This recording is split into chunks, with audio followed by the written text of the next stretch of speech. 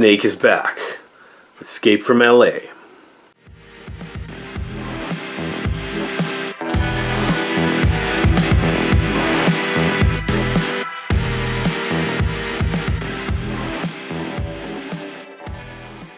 Escape from L.A. came out in 1996. It is the sequel to Escape from New York, which came out in 1981. Both are made by John Carpenter, and I usually really like John Carpenter movies, but for some reason I had never seen Escape from New York. I've still never seen it as of the recording of this video. I'll probably go back and watch it now, but I just kind of always didn't care about that one because it didn't have any of the more horror, sci-fi kind of angle that you enjoy from a lot of John Carpenter movies. Escape from New York didn't really have that. It was pretty much a straight-up action movie. There's some a little bit of a post-apocalyptic twist on it, but it really just boils down to Kurt Russell running around shooting people with a machine gun and a bunch of action scenes. Okay, fine. That's just not really my kind of movie. Escape from L.A., in my opinion, is not really just a sequel. It's also kind of a spoof, kind of a parody of the original. It takes this character, Snake Pliskin, played by Kurt Russell, and puts him in like the exact same situation that they put him in the first one.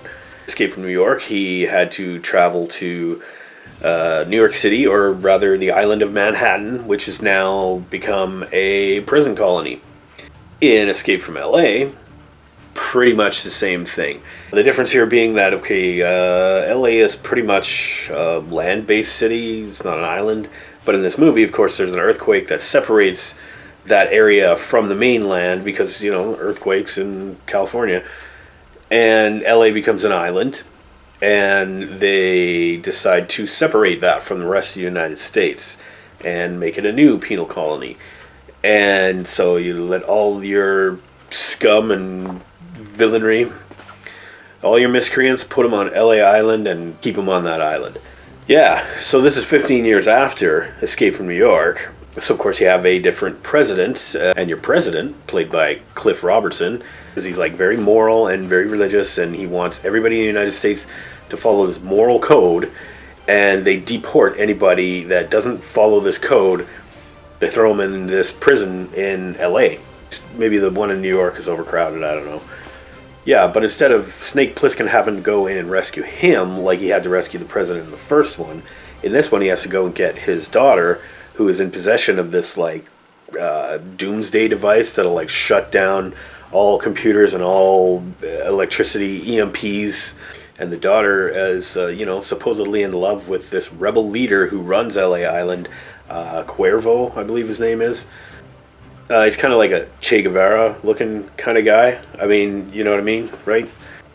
And he's basically runs the city. He, with an iron fist or whatever, controls all the gangs and stuff that are in there. So what he does is he takes that doomsday device and he threatens to use it against, key targets in the U.S. unless his demands are met. So, of course, there's only one man that can handle a situation like this. Get in there, get the president's daughter, and get the doomsday device back. Kill anybody you have to. Get that device. And who do they bring in? Snake fucking Pliskin. The guy with the stubble and the eye patch, the long hair and the tank top. That's in the machine gun. That's Snake Pliskin. Super cool, super action star. So not having seen the entire thing of Escape from New York, I can't really tell if he's parodying the character that he is in that, or if he's just straight up doing the same thing. But I think it comes off as very ironic and very funny. This movie does have a lot of really ridiculous scenes too, over the top kind of action scenes, and they're so cheesy and so funny that this can't be. John Carpenter was not taking himself too seriously when he made this, and I think a lot of people missed that point. I think he was kind of making fun of not only his own work, like his own movie, Escape from New York, but also action movies in general, Hollywood in general, even politics in general. I think it was a very tongue-in-cheek kind of production. but it comes off so serious. Like, they play it so serious. There's only like really one character in there that's kind of like the comedy sidekick, and I guess that would be Steve Buscemi, who's in this. He's pretty good in it. He plays a weasel, kind of dirtbag that plays both sides, and tries to pretend that he's helping Snake, but he's actually helping the bad guy, and then he tries to play them off each other, and basically he's just a slime ball.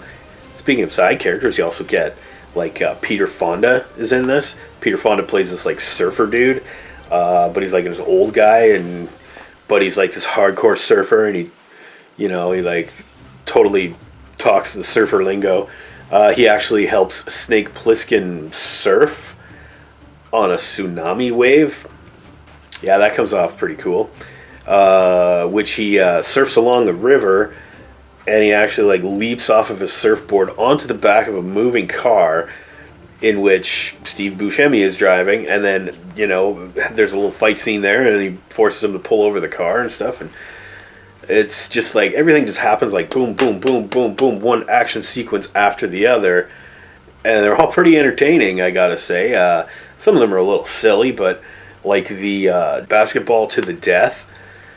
So Snake Pliskin has to, go from one end of the court to the other. He's in this like the LA arena, and they've got this like they've got a basketball court in the middle of it, and a bunch of dudes with machine guns like watching the game from around this like chain link fence. And Snake Pliskin has to run from one end of the court to the other, and he has to do 10 baskets in a row within the allotted time frame. And he has to make every one of them. If he misses, they shoot him dead. If he doesn't make enough baskets in that time, they shoot him dead. Yeah, so of course he succeeds, because he's Snake Pliskin, right? He's motherfucking Snake Pliskin. Yeah, and then he escapes from there, and then he has to like hang glide into downtown LA and shoot a bunch of people, and shooting a machine gun on the crowd as like he's flying over these people, and it's pretty funny. It's like, you can't take this seriously, man. Yeah, some other dumb stuff too, like Bruce Campbell is in it. Bruce Campbell plays like this plastic surgeon, this like insane plastic surgeon. He's got a face that looks like, I don't know, like Max Headroom or the guy from like fucking Lazy Town or whatever. And he's unrecognizable, actually, and you could just barely hear it in his voice. But yeah, he's this insane plastic surgeon, and he wants to take Snake Pliskin and his female sidekick and like carve him up and make him his new creations and whatever. And Stacy Keatch is in this as well. Pretty good in here. He plays like the general that his loyalties are kind of questionable. Like he's supposed to be loyal to the president, but the president's kind of a dick. He has a certain amount of respect for Snake Pliskin, but at the same time doesn't trust him, but knows what he's capable of. So for whatever reasons, they send Snake Pliskin into LA to go retrieve this doomsday device and the president's daughter. All the while he's infected with this deadly disease that they'll only give him the antidote when he comes out of there and completes his mission. So yeah, he's got the ticking clock thing, just like in Escape from New York. The CGI in here is very primitive and looks really terrible, but I think it was meant to.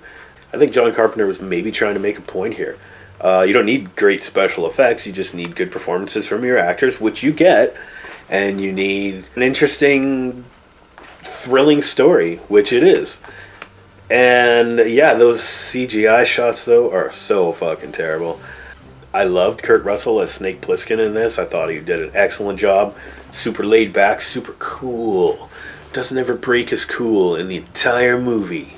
I mean, even though Kurt Russell isn't like the action star that, say, Stallone was at the time, or Schwarzenegger, I think he does a great job here. Does it really well. And you know what? I bet you Kurt Russell probably can play basketball almost as good as Snake Pliskin can. I don't know. He looked very natural on the court. So watching this and watching how silly it was and how entertaining it was kind of makes me want to watch Escape from New York. So I got to find that on VHS sometime.